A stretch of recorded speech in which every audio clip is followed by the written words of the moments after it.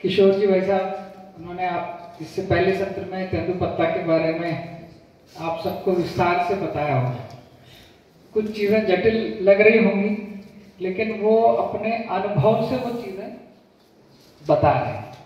तो पहली बार साइकिल चलाना भी कठिन लगता ना, कि अरे कैसे दो पहिए पे चलेगी साहब, ऐसे ही ये भी है।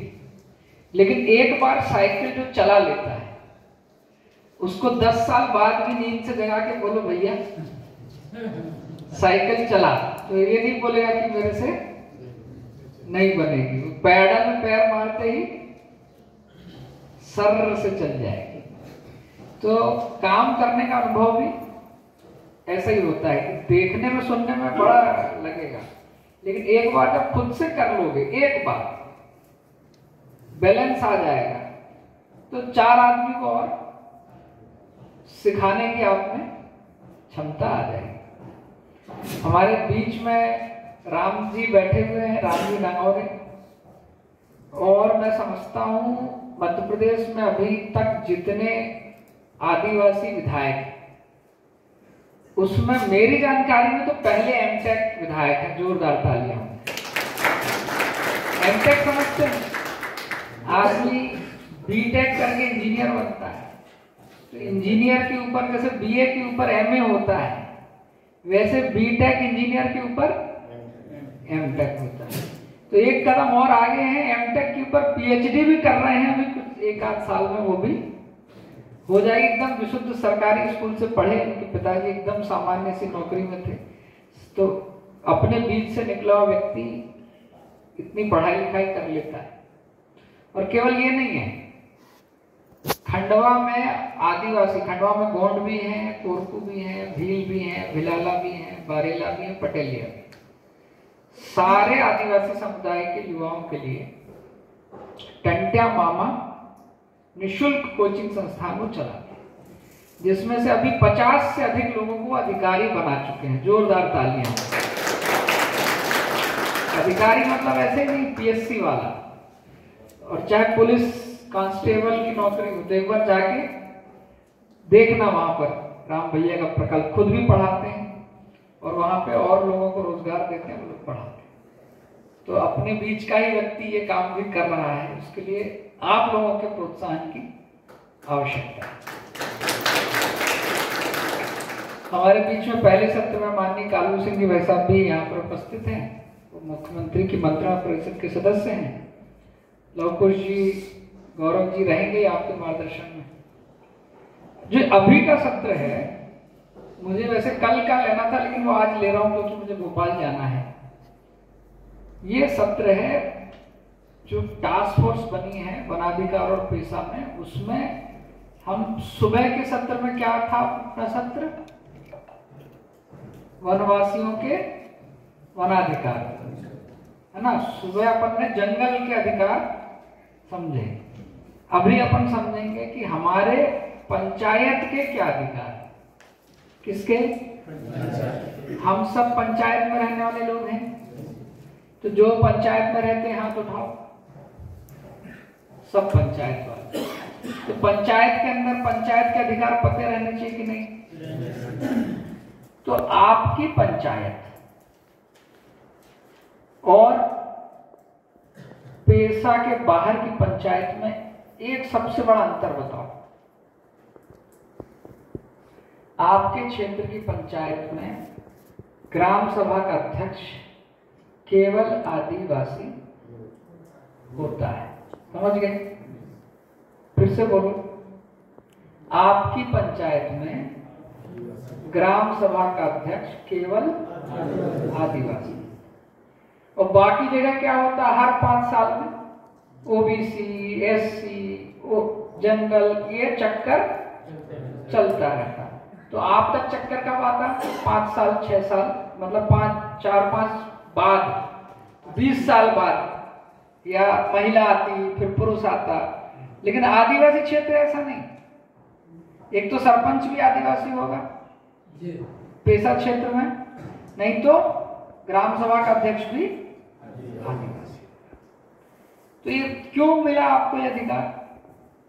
क्योंकि आप पेशा क्षेत्र में हो। पेशा क्षेत्र को क्या बोलते हैं अपन? अनुसूचित क्षेत्र। अब ये क्यों आ गया अनुसूचित क्षेत्र, कहां से आ गया? अगर इसकी कहानी आपको नहीं पता है तो अपन को ये क्षेत्र के बारे में अधिकार क्यों मिले हैं ये अपन जान नहीं पाएंगे। तो पीछे जाना पड़ेगा कि ये अनुसूचित क्षेत्र बना आखिर कैसे। तो इसकी कहानी कहां से शुरू हुई है? बंगाल प्रेसिडेंसी से। कहां से? मैं तो कहानी सुनाता हूं भैया, ये सेशन वेशन आदमी को क्या याद रहता है? कहानी याद, गीत याद रहता। अपन लोग स्कूल कॉलेज के बच्चे तो हैं कि टीचर ने पढ़ाया और इधर थड़ थड़ थड़ नहीं, अपन को क्या याद रहेगा? कहानी। तो कहानी है 1730 की। कब की? कितने पहले की? आज से 200 साल है? 1730। और क्या कहानी है? कहानी है अंग्रेज जब बंगाल आए, बंगाल में क्षेत्र था 24 परगना। उन्होंने वहां के नवाब को हराकर, कुछ गांवों को हराकर वहां की माल गुजारी, पहले अपने यहाँ जैसे माल गुजारी होती थी, वहां की माल गुजारी ले ली। तो जब माल गुजारी ले ली तो उन्होंने कहा कि ये पूरी जमीन अब रानी की हो गई। किसकी? रानी की। अपने यहाँ परंपरा से क्या चलता था, जो जहां खेती कर रहा वही करेगा, उसके बाद उसके बेटे की, बेटे के बाद उसके बेटे की जमीन होती थी। अंग्रेज आए, उन्होंने कहा नया काम। क्या है? जमीन किसकी? रानी कहां रहती? लंदन में। तो रानी की जमीन हो गई, तो बाकी सब क्या हो गए? किराएदार। क्या हो गए? आप यहाँ पैदा हुए, उनके आपके नहीं, मालकियत रानी की, आप हो गए किराएदार। अब किराएदार का नियम क्या है कि जो जितना ज्यादा किराया देगा, जमीन किसकी? तो आदिवासी तो कभी खेती करता, कभी नहीं करता, उसको जंगल से कुछ मिल गया। अंग्रेजों को तो क्या चाहिए था? पैसा चाहिए। और अंग्रेजों को वहां पर कपास और नील उगाना था। क्या उगाना था? क्यों? क्योंकि इंग्लैंड में उन्हें बेचना था। तो यहाँ पे जो किसान होता था वो कोदो कुटकी उगाया, थोड़ी बेचा, बाकी अपने आप रख लिए। लेकिन अंग्रेज ने कहा कि ये जमीन पे केवल नील की खेती होगी या कपास की खेती होगी, खाने का अनाज नहीं उगा सकते। तो अगर आप नील और कपास की खेती करोगे तो बेचने के लिए कहां जाओगे? उसी अंग्रेज के पास। अंग्रेज उसको खरीदेगा, उसका जो पैसा देगा उससे फिर आप अनाज खरीदोगे और खाओ। और मान लो अकाल पड़ गया, कपास और नील की खेती खराब हो गई, आप बेचने के लिए ले नहीं जा पाए, तो आप क्या करोगे? भूखे मरोगे, कुछ खाने को तो है। और मान लो खेती खराब भी हो जाती, इतना तो निकलता ही था पहले अनाज कि घर के खाने के लिए नहीं बेचते, जो कपड़ा है कभी तो उतना ही रहता, लेकिन 2 रोटी तो मिलती। अब ये समस्या क्या हुई? जब ये समस्या होने लगी तो दयनीय स्थिति थी कि नहीं, कि जमीन आपकी, आपसे मजदूरी कराई जा रही है, लेकिन आप अपने पेट के लिए भी अनाज नहीं उगा सकते। कीमत जो कहेगी वो उगाओगे, उसको बेचोगे, और जो निकलेगा उसका भी 50% अंग्रेज ले लेगा, और आपको 50% मिलेगा, तो जाके आप बाजार से अनाज खरीद के खाओगे, भूखो तो मारना। तो ये जो शोषण था, इसका विरोध किया बाबा तिलका माझी। मतलब पटेल, अपने क्षेत्र का मुखिया। वो क्या करते थे, वो लोगों को अंग्रेज भागलपुर में बसाए। वहां का एक नियम था कि जो गैर आदिवासी है वो जंगल को काट कर खेती की जमीन नहीं बना सकते। क्या समझे? जंगल काटने का अधिकार और उसको खेती बनाने का अधिकार केवल आदिवासी के पास। सोचो पुरानी सभ्यता अपनी।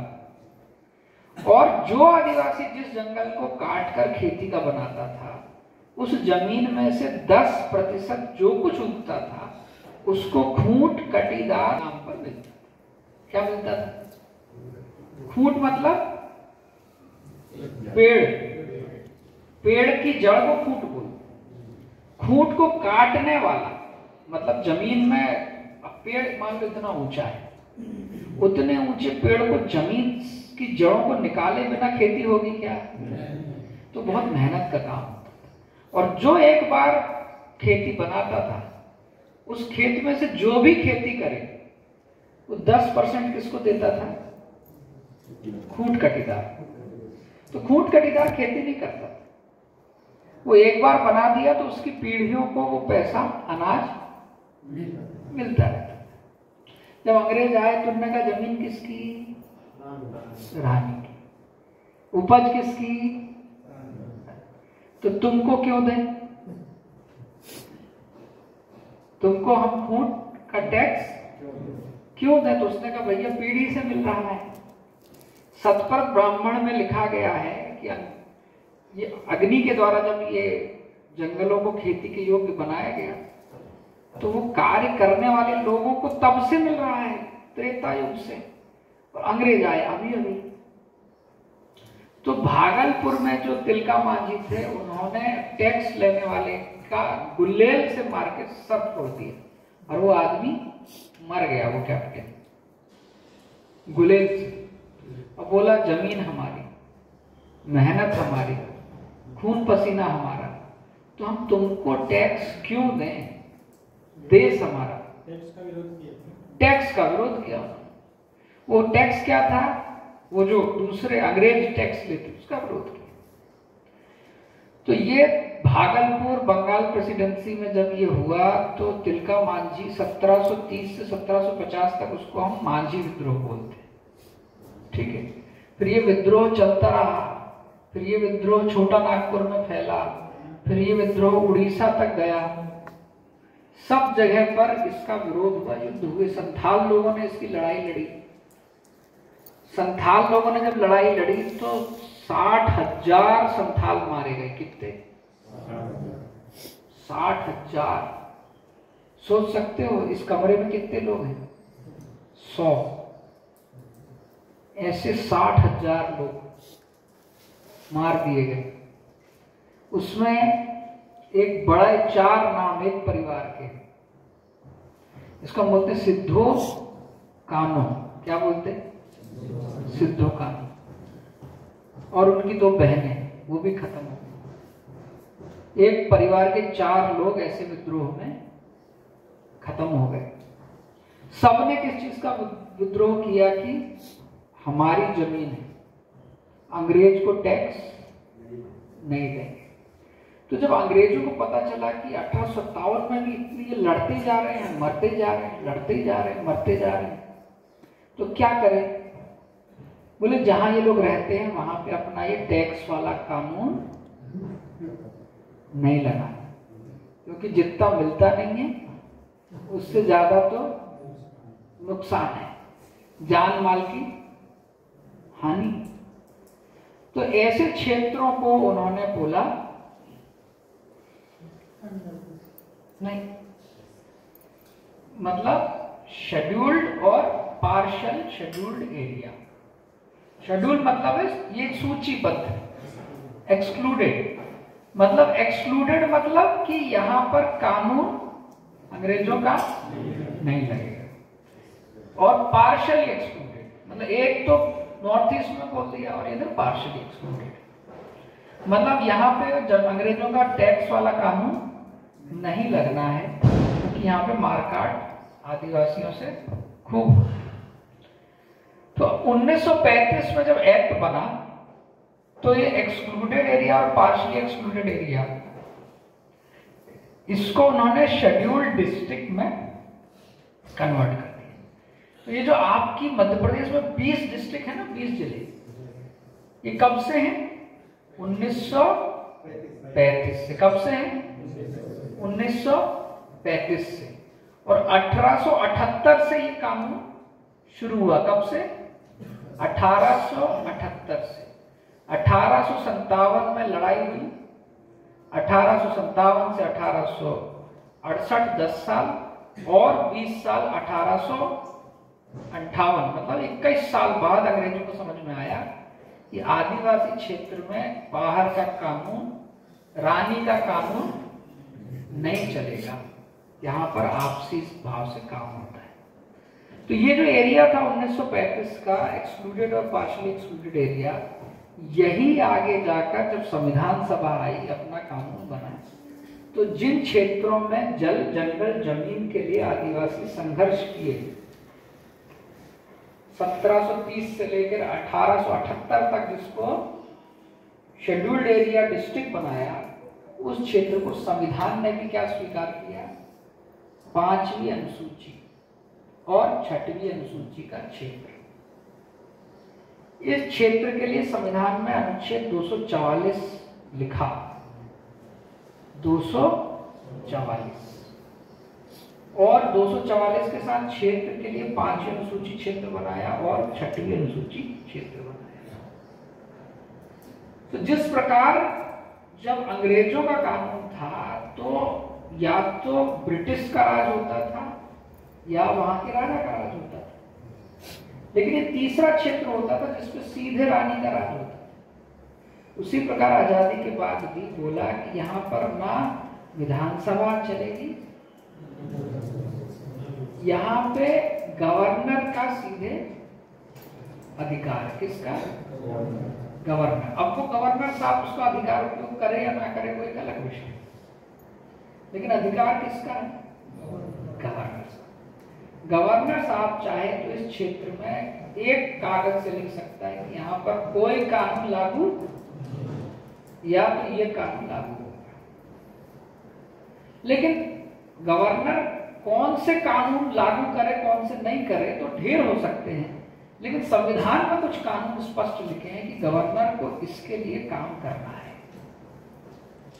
सबसे पहला कानून यह है कि अगर आदिवासी क्षेत्र में उसकी जमीन ही नहीं रही उसके पास, तो क्या आदिवासी का अस्तित्व बचेगा? नहीं।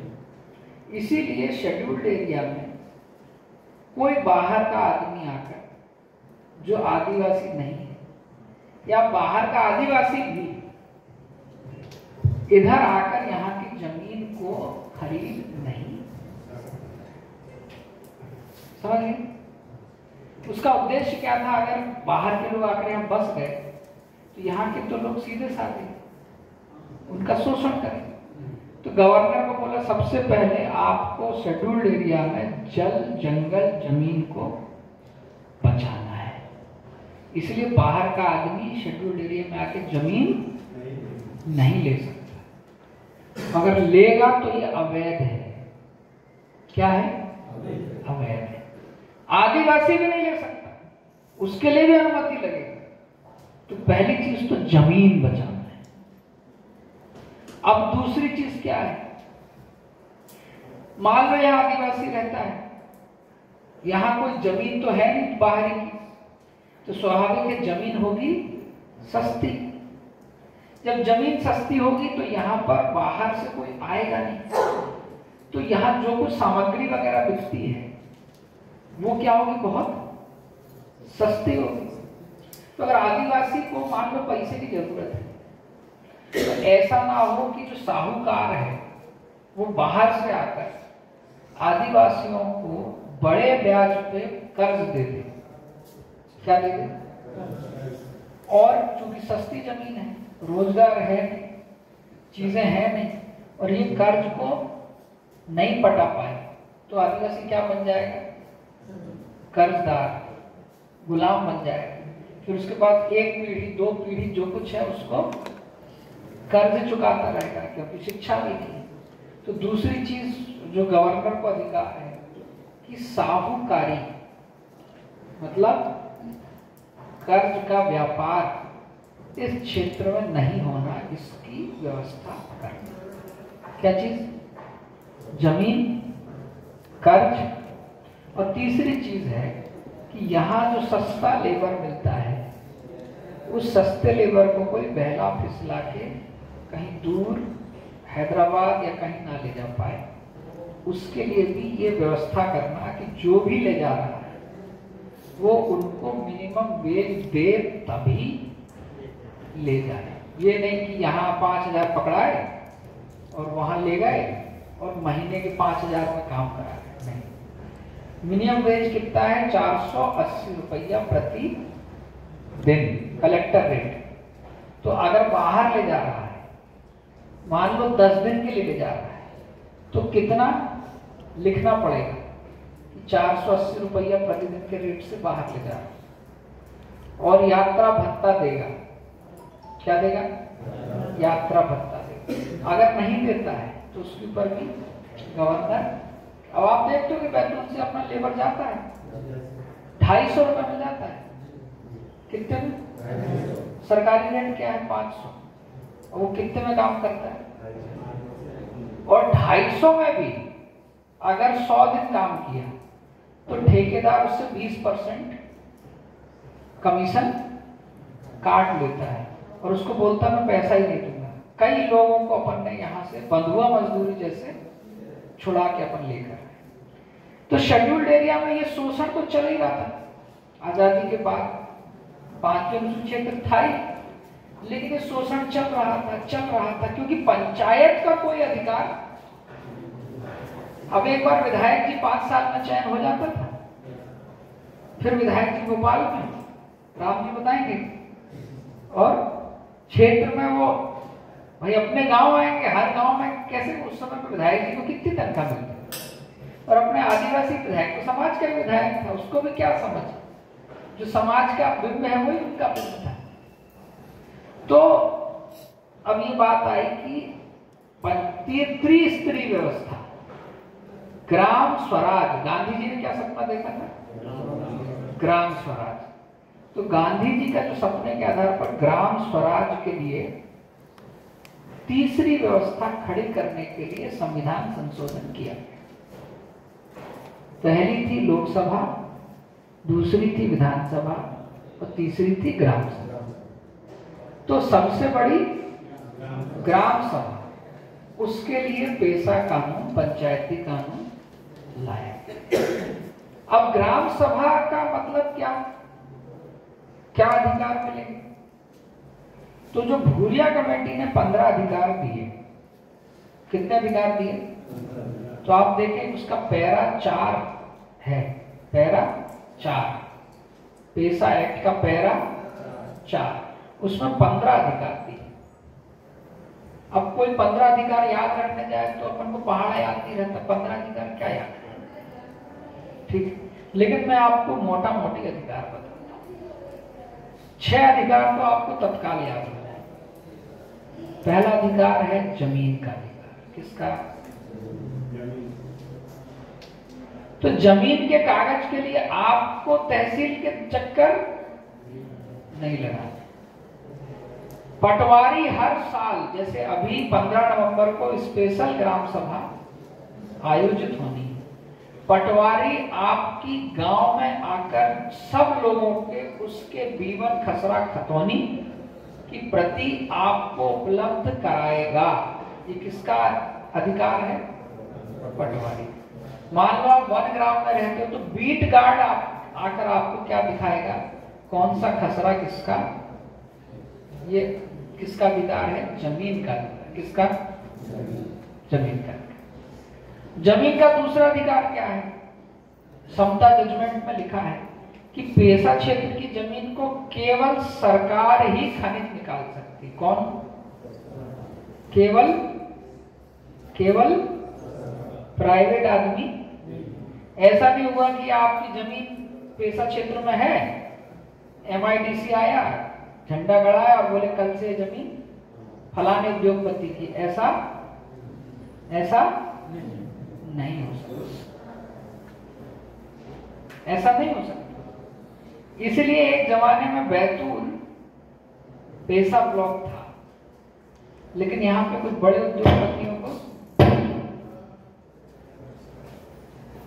उद्योगपतियों को क्या लगाना था?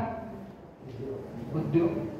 तो पैसा की जमीन तो प्राइवेट आदमी को, इसीलिए धीरे से बैतूल को ब्लॉक से हटा दिया। अभी बैतूल जिले बैतूल ब्लॉक पैसा में, इसलिए बैतूल में धड़ल्ले से जमीन चलती। लेकिन कुछ बोले भीमपुर में, चिचोली में, शाहगंज में प्राइवेट आदमी आ सकता है, तो संभव नहीं, प्राइवेट आदमी ये काम नहीं कर सकता। ये कौन सा अधिकार है? जमीन के अधिकार, कि जमीन सरकार की ही रहेगी। अगर सरकार खनिज निकालती है तो आपको पता है ना, नियम 20% प्रोजेक्ट का पैसा होता है। मतलब सरकार अगर 100 रुपए कमाएगी तो 20% जो उस जमीन में विस्थापित लोग हैं उनके कल्याण के लिए करना पड़ेगा। कोलफील्ड आई है, वेस्टर्न कोलफील्ड, तो वहां का जो मजदूर होगा वो लोकल ही होगा, सरकारी एजेंसी में बाहर से मजदूर नहीं ला सकते। वहां ट्रक के लिए टेंडर लगेगा, तो कौन का ट्रक लगेगा? आदिवासी लोकल का। वहां ट्रक के लिए ड्राइवर लगेगा, तो कौन लगेगा? आदिवासी लगेगा। वो 20% से उसको ITI खोलना पड़ेगा, 20% से उसको अस्पताल खोलना पड़ेगा, 20% से उसको स्कूल खोलना पड़ेगा, 20% में उसको महिलाओं का, जिसको हम डिस्ट्रिक्ट मिनरल फंड बोलते हैं, क्या बोलते हैं? DMF, डिस्ट्रिक्ट मिनरल फंड, उससे उसको करना। तो ये जमीन का अधिकार है ना, कि ऐसा नहीं देश की उन्नति के लिए अगर जरूरी है खनिज तो निकालो, लेकिन उसका लाभ हमें भी दो। भाई देश बढ़ रहा तो हम भी बढ़े।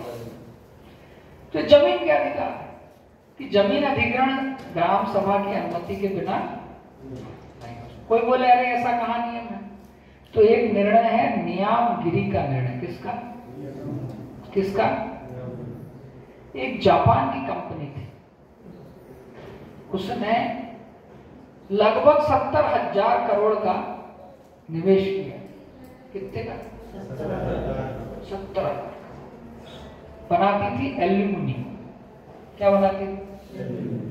उसने कहा कि ये जो पहाड़ है, ये पहाड़ में खनिज है, हम इसको निकालेंगे। क्या करेंगे? लेकिन वहां की जो जनता थी, आदिवासी जनता, उसने कहा ये तो शिव बोंगा है, ये पहाड़ शिव जी का नंदी है। क्या है? शिव जी का। और हम इसको पूजते आ रहे हैं, हम इसको पूजते आ रहे हैं, शिव जी के भक्त, तो हम तो ये हमारा देवता है, हम इसको खोदने। सेम चीज बैलाडीला में भी हुई। बैलाडीला में भी नंदी, पहाड़ी नंबर 8 को ग्राम सभा ने बोला ये तो शिव जी का नंदी है, हम इसको खोदने नहीं देंगे। तो खूब हुई, और सबसे बिना पीवीटी चीज है वहां पे, कोंड जनजाति, कोंड, KONDH, कोंड। वो बिल्कुल पढ़े लिखे नहीं है, बिल्कुल पढ़े लिखे नहीं है। उन्होंने ग्राम सभा प्रस्ताव पारित किया कि हम इस पहाड़ी को प्राइवेट कंपनी को नहीं देंगे।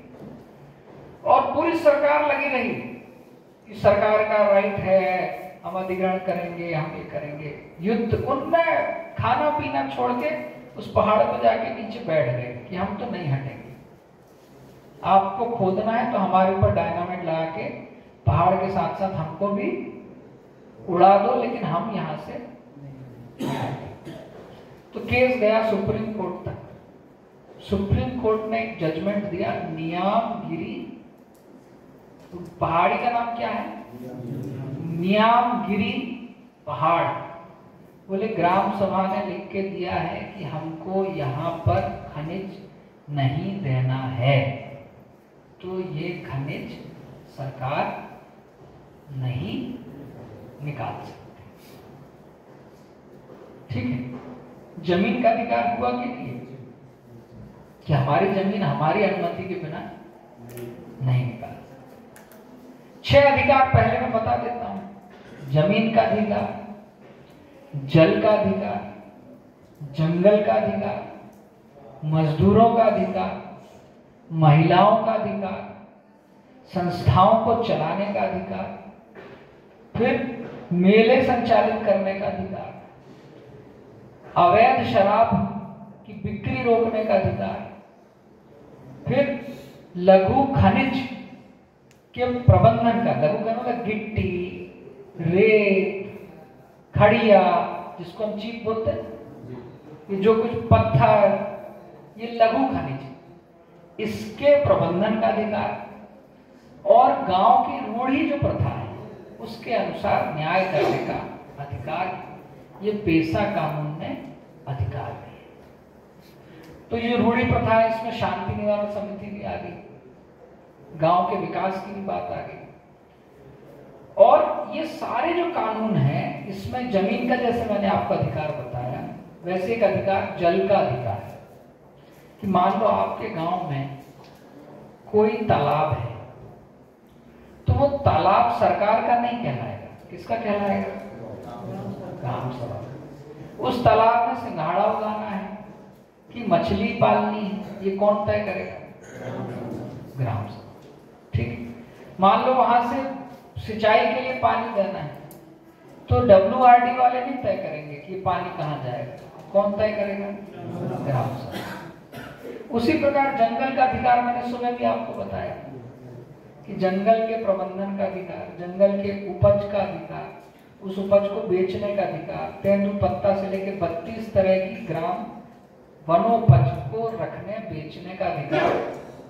तो जंगल जमीन का अधिकार हो गया। मजदूरों का अधिकार मतलब कि कोई भी आके बाहर से आपके क्षेत्र के मजदूर को नहीं ले जा सकता।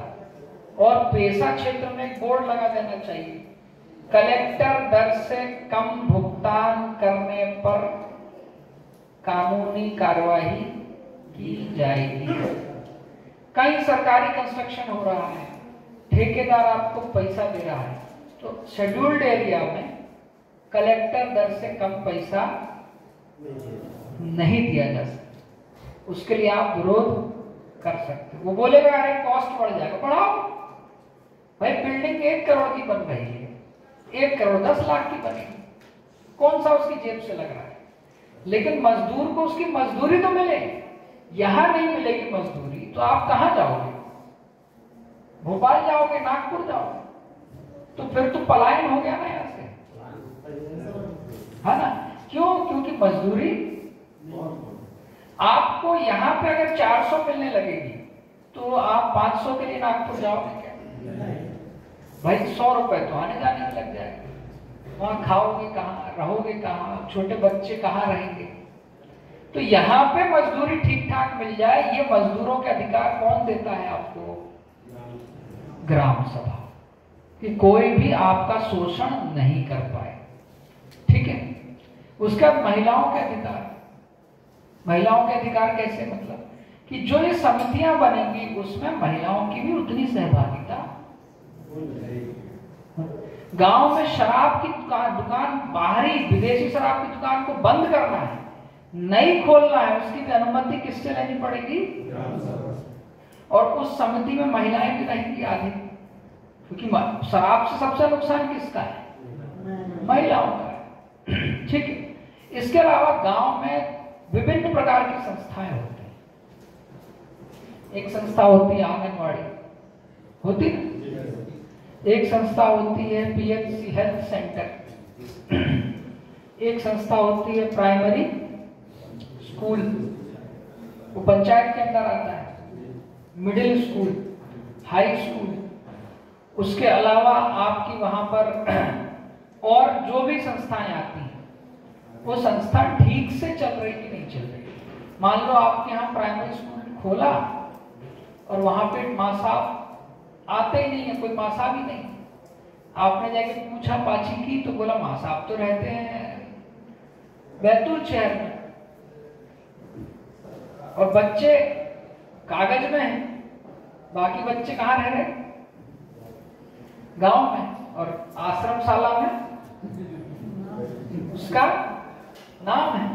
बराबर राशन निकल रहा है, बराबर तनख्वाह मिल रही है। तो पेशा क्षेत्र में आप ये सवाल कर सकते हो, ग्राम सभा प्रस्ताव पारित कर सकती है कि 30 में से 10 दिन ही मां साहब आए हैं, 20 दिन नहीं आए, तो केवल 10 दिन का ही भुगतान कौन करेगा? ऐसे मिड डे मील होता है, मिड डे मील होता है। मिड डे मील में लिखा है कि सोमवार को पूरी भाजी मिलेगी, मंगल को हलवा पूरी मिलेगी, लेकिन रोज देख रहे हैं कि वो एक मुट्ठी चना दे रहा है। क्या दे रहा है? और बोल रहा है इसको भिंगा के खा लेना। ठीक है, अपने लिखा रहता है मेनू चार्ट। तो बच्चों से पूछना कि वो मेनू मिल रहा है कि, और अगर वो संस्था वो मेनू नहीं दे रही, ठंडा दे रही है, बासा दे रही है, तो ग्राम सभा प्रस्ताव पारित कर कि ये मिड डे मील में मीनू के हिसाब से पैसा ना भुगतान किया जाए, ये नहीं दे रहा है। तो हमारे मोबिलाइजर गए हैं, देखो पीछे बैठे, क्यों गए ना? मिड डे मील में जाके उन्होंने खाया, जो लिखा है वो दे रहे कि नहीं, और उसकी फोटो हमने अपलोड कराई। तो कई संस्थाएं छोड़ के भग गई, बोले यार इसमें फायदा ही नहीं है, हम तो पहले सोचे थे कि खाली बिल लगाना है, आएगा कोई। ठीक है, फिर इसके बाद क्या है भैया, कई जगह पर मेले लगते हैं, मड़ई लगती ना। अब गांव में मेला मड़ई लगे और बाहरी दुकानदार आए और सब नकली और गड़बड़ सामान बेच के चला जाए, तो नुकसान किसका होगा?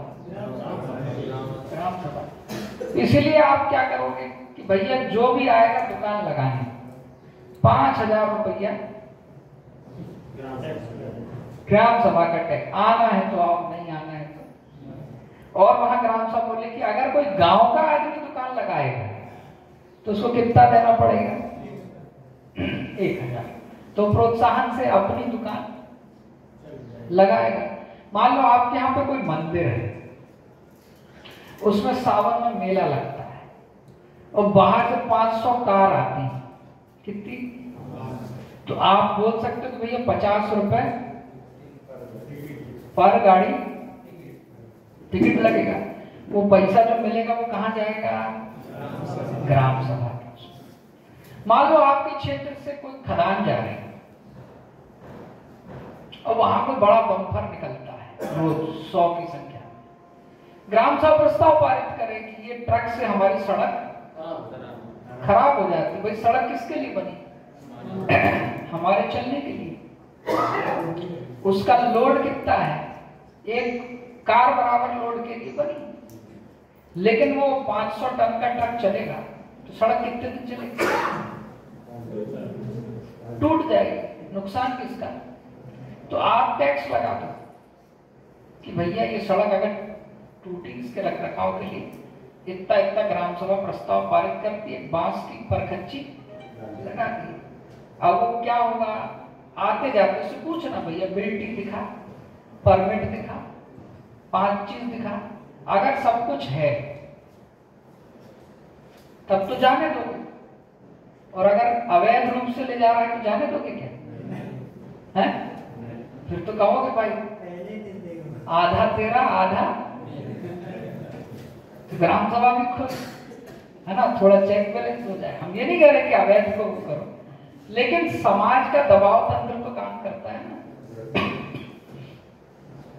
तो पेशा कानून में एक और बड़ी चीज है कि भाई गांव में 2 लोगों का झगड़ा हो गया,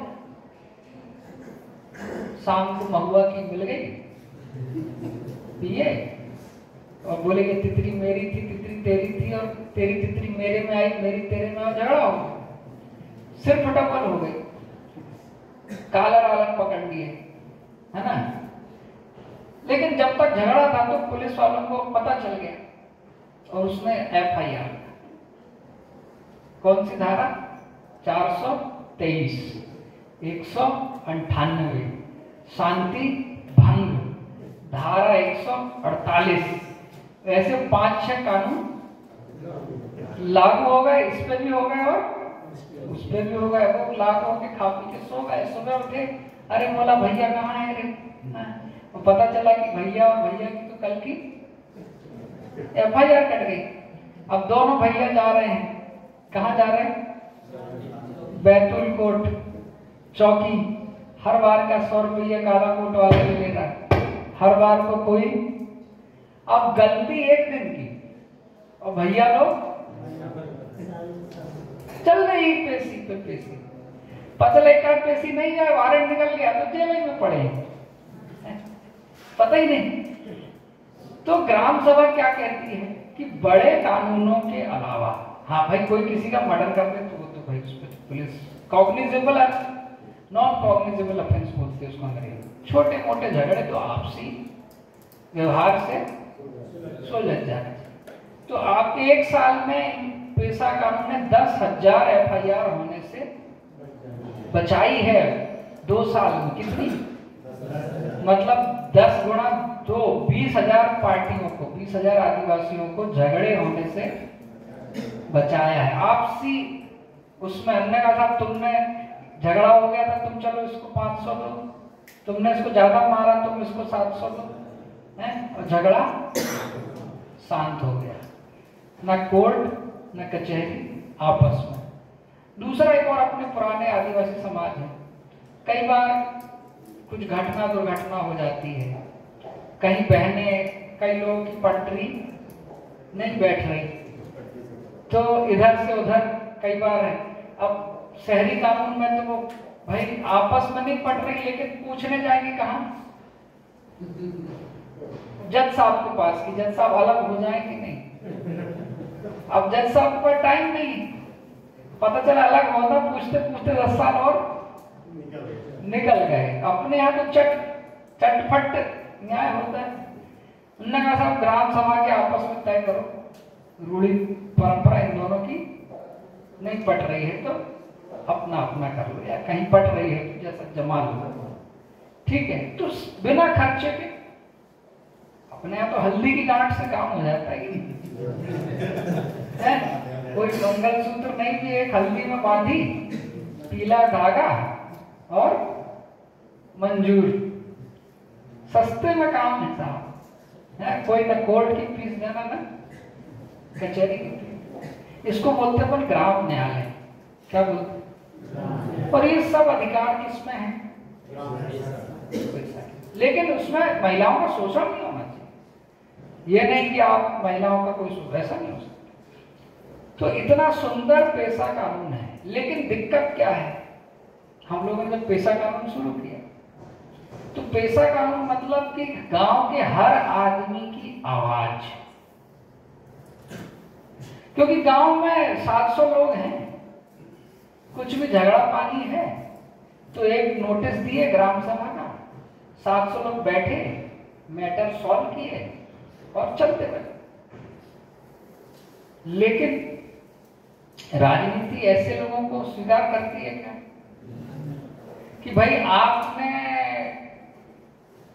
मान लो कोई आया और बोला कि ये 1 किलोमीटर की सड़क मैंने पक्की बना दूंगा, और आपको पहले के समय में क्या चलता था, 5 साल बाद जब वो आता था तो अगला बताता था वो सड़क तो कागज पे बन गई, अब तो उसके रखरखाव के लिए पैसा चल रहा है। पता चला कि उसने कहा साहब यहाँ तो हमने कुआं खुदवाया था, लेकिन पता चला कि नहीं, वो कुआं की दीवार घिसक गई और कुआं दब गया है, और बोले नए कुएं का पैसा सैंक्शन हो गया। ऐसा होता कि नहीं? पता चला कि साहब ग्राम पंचायत का पक्का स्कूल बनने वाला है, और पता चला बच्चे तो झाड़ के नीचे बैठ रहे हैं, और सरपंच साहब की कोठी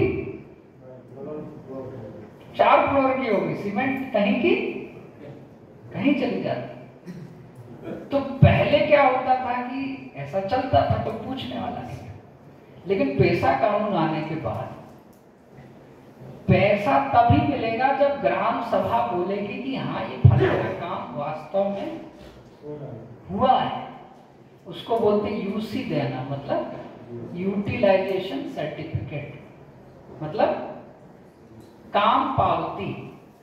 ये काम हुआ है, उसकी पूर्ति का, काम पूर्ति का प्रमाण पत्र कि ये भवन बना है तो वास्तव में बना है कि बस कागज पे बना है।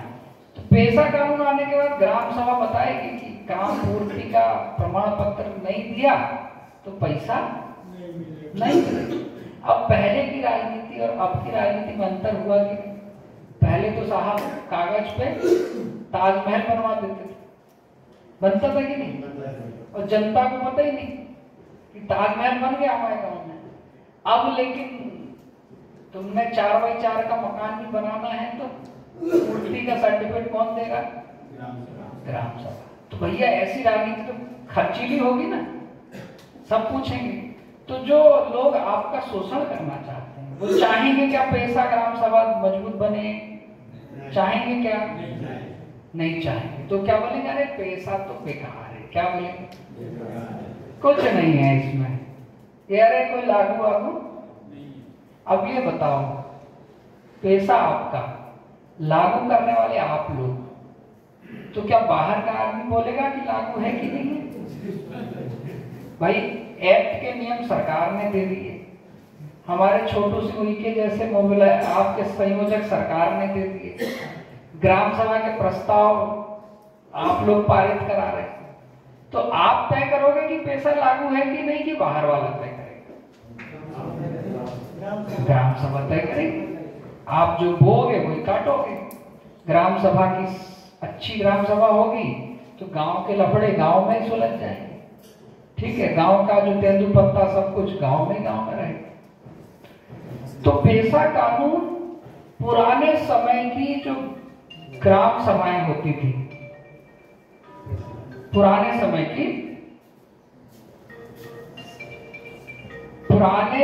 की जो पंचायत, पुरानी रूढ़िवादी सभ्यता थी, उसका वास्तविक ग्राम सभा का अधिकार है। और कोई पूछे कि ग्राम सभा क्या है, तो आदर्श ग्राम सभा है संविधान की, कि सारे देश की ग्राम सभा वैसी होनी चाहिए।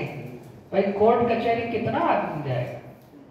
मजदूरी गांव में ही मिलनी चाहिए कि नहीं मिलनी चाहिए? सरकार का पैसा कहीं आ रहा है तो गांव वाले कहें कि हाँ भैया खर्चा हुआ है, तब ना सब पैसा सरकार ने देना, कि कागज में बोल दिए कि आ गया तो हो गया। ठीक है, तो इतने सारे अधिकार आने से, और पंचायत सचिव जी को भी टेंशन कि पहले सचिव जी ने जहां अंगूठा लगा दिया वहां हो गया। आजकल ग्राम सभा अध्यक्ष का भी अंगूठा चाहिए, मोबिलाइजर भी बताएगा कि ये साहब काम हुआ कि नहीं हुआ।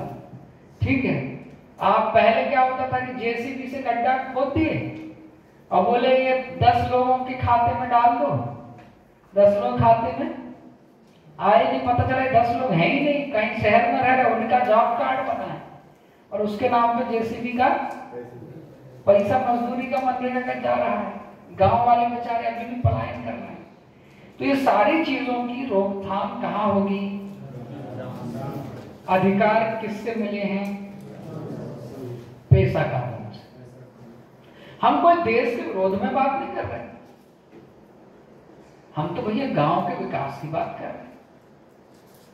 गांव में विकास हो, गांव में पलायन ना हो, गांव में आंगनवाड़ी, स्कूल, बावड़ी, लाइट, सड़क, पानी सब ठीक ठाक चले, इसमें कोई विरोध की बात है क्या? है ना? लेकिन एक चीज है, गांधी जी का थोड़ा रास्ता अपनाना पड़ेगा। कभी कोई विरोध है, कुछ है, तो ग्राम सभाएं प्रस्ताव पारित करें कि ये हमको कागजी तौर पे कार्यवाही करनी पड़ेगी, तब जाके हमारी बात में वजनदारी आएगी। तो पूरा कोरम पूरा हो, तहसीलदार को नोटिस हो, जब लोग आए तो सबकी हाजिरी लग जाए, प्रस्ताव को ठीक से लिखा जाए, सबके दस्तखत सही हों। और ये सब कौन इंश्योर करेगा? आपके मोबिलाइजर और ब्लॉक कोऑर्डिनेटर, ठीक है ना, जिला कोऑर्डिनेटर, और ये आपका सेतु है। तो मैंने आपको बहुत सरल भाषा में पेशा कानून की कहानी बताई। और पेशा मतलब बाहरी के लिए पेशा मतलब पैसा है? पैसा मतलब पैसा है। आपके लिए पैसा जो है वो आपके अधिकार है। वो भी पैसा ही है एक तरह से, लूटेगा नहीं आपका खजाना तो आप ही के गांव में रहेगा, है ना। तो पेशा कानून से लाभ है अपने को, संस्कृति के, जल जंगल जमीन के सब लाभों को बचाना है ना। हम गांव मजबूत रहेगा तो देश मजबूत होगा, ठीक है। तो गांव से शुरुआत होगी देश की मजबूती की। ऐसा गांव बनाए जिसमें पलायन ना हो, ऐसा गांव बनाए जिसमें सारा तेंदुपत्ता गांव वाले बेचें, ऐसा गांव बने कि सारा महुआ गांव वाले बेचें, ऐसा गांव बने कि गांव में ही 32 प्रकार की वनोपज को कलेक्ट करके गांव के लोग ही उसका मार्केट लगाएं, ऐसा गांव बने जहां पे मिनिमम वेज एक्ट या कलेक्टर दर से कम कोई मजदूरी ना करे, ऐसा गांव बने कि जहां पुलिस तभी आए जब कोई बड़ा झगड़ा हो, बाकी आपसी झगड़े आपस में ही सुलझा लिए जाएं। गांव में विदेशी शराब ना बिके, इसके लिए आप लोग प्रस्ताव पारित करो, ठीक है ना। तो ये सब छोटी छोटी बातें पेशा कानून के अधिकार हैं। और माननीय मुख्यमंत्री जी ने जो टास्क फोर्स बनाई है उसका उद्देश्य ये है कि वनाधिकार और पेशा से गांव का वास्तविक विकास संभव हो पाए। क्योंकि गांव टूटता है तो समाज नहीं टूटता, गांव का भविष्य टूट जाता है। यहां तो समस्या नहीं है, बाकी जगह पे जो पलायन को जाते हैं, कहीं मिल गिर गई, कहीं कुछ हो गई, मजदूर जिंदा जाता है वापस, मिर्ची तोड़ने जाते हैं सांप काट लेता है, सांप जिंदा जाए वापस, काली मिर्च तोड़ने जा रहे, इलायची तोड़ने जा रहे, मजदूरी करने जा रहे। जब यहीं पे लोकल में काम मिलेगा तो कोई बाहर जाएगा क्या? नहीं जाएगा। तो ये सारे काम अपन कर सकते हैं, बशर्ते ये है कि सामाजिक ताना बाना ये अच्छा बना रहे, ठीक है। ये अच्छा बना रहेगा, सामंजस्य एक दूसरे से बना रहेगा तो गांव मजबूत होगा, ग्राम सभा मजबूत होगी, आपका भविष्य मजबूत होगा। तो ये पेशा कानून की सरल व्याख्या मैंने आप सबके लिए की, ठीक है। और चर्चा करके ये सब पेशा का तंत्र यहाँ लगा हुआ है। मोबिलाइजर बंधु हमारे हैं यहाँ पे, ब्लॉक कोऑर्डिनेटर, डिस्ट्रिक्ट कोऑर्डिनेटर, पेशा सेल के राज्य के अधिकारी यहाँ पर है। 2 दिन उनसे समझिए, और ये कोई बहुत जल्दी प्रक्रिया नहीं है, हो सकता है 2 साल लगे, 4 साल लगे, लेकिन धीरे धीरे जब मजबूत गांव बनेगा तो आपका गांव वास्तव में 10 साल में स्वावलंबी हो जाएगा, ठीक है। अब मुझे भी निकलना है, तो ये कहानी 2 कहानी के बाद मैं निकलूंगा, फिर अपन अगले किसी जिले में, बालाघाट में, बैतूल में, छिंदवाड़ा में, सिवनी में, मंडला में, डिंडोरी में, कहीं ना कहीं टकराते रहेंगे, ठीक है। ग्राम सभा की अलग जगाते रहेंगे, ठीक है। तो बोलिए भारत माता की जय।